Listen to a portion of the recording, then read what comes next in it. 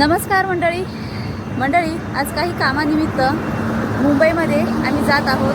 शरद प्रतिभाशाली सांस्कृतिक प्रतिष्ठान राज्यस्तरीय कलावंतांसाठी खूप मोठा मेळावा हा मुंबईमध्ये होणार आहे आणि त्या मेळाव्यामध्ये आम्ही पश्चिम महाराष्ट्रातील बरीचशी लोक येत आहोत। आम्ही येतोय, तुम्ही देखील या। ही आपल्यासोबत आलेली माणसं आहेत, या बसमध्ये देखील आपल्यासोबत आलेली माणसं आहेत आणि आता आपण इथे थांबलेलो आहोत चहा पाणी करण्यासाठी। आता बघाल तुम्ही 4:51 झालेले आहेत आणि आता आम्ही आहोत बेंगलोर मुंबई या हायवेवरती। तर आता या हायवेवरती आम्ही थोडा वेळ थांबलेलो आहोत। तर एक गोष्ट मी नोटीस केली की बाबा आपण शेतकरी आहोत, शेतकरी असल्यामुळे आपण काय का होईना थोडंफार सुखी आहोत। आता तुम्ही म्हणाल ते कसं काय, तर बघा दिवसभर शेतात काम करायचं, उन्हातान्हात राबायचं, संध्याकाळी आपलं घासभर खायचं आणि निवांत पडायचं आणि पडल्या तिथंच आपल्याला झोप लागते। मात्र जी पोटा पाण्यासाठी बाहेर पडलेली माणसं आहेत त्यांना गटाकभर पडायला मिळतं, मला तर वाटत नाही मिळत असेल। कारण बघाल तुम्ही माझ्या पाठीमागे ज्या गाड्या आहेत, मोठमोठ्या मालवाहतुकीच्या गाड्या असतील, बस असतील, ट्रक असतील किंवा टँकर असतील, तर हे अशी बघा लाईन लागलेली आहे।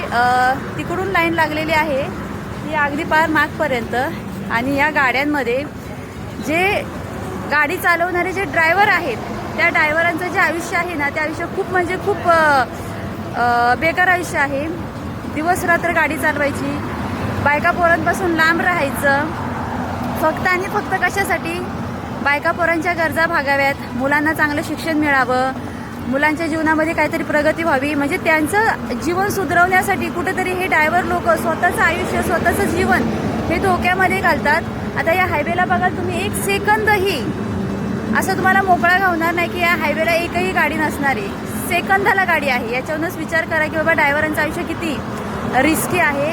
त्याच्यामुळे मला या गोष्टीचं समाधान वाटतं की बाबा मी शेतकरी आहे ना, बेस्ट आहे माझ्यासाठी। शेतकरी ही जी पदवी आहे ना की बाबा हां मी शेतकरी आहे, माझ्यासाठी हेच खूप मोठं म्हणजे लाख मोलाचं आहे। या दगदगीच्या जीवनापेक्षा किंवा एवढं रिस्क घेऊन जीवन जगण्यापेक्षा ज्या स्थितीत मी आहे ती स्थिती माझ्यासाठी खूप चांगली आहे।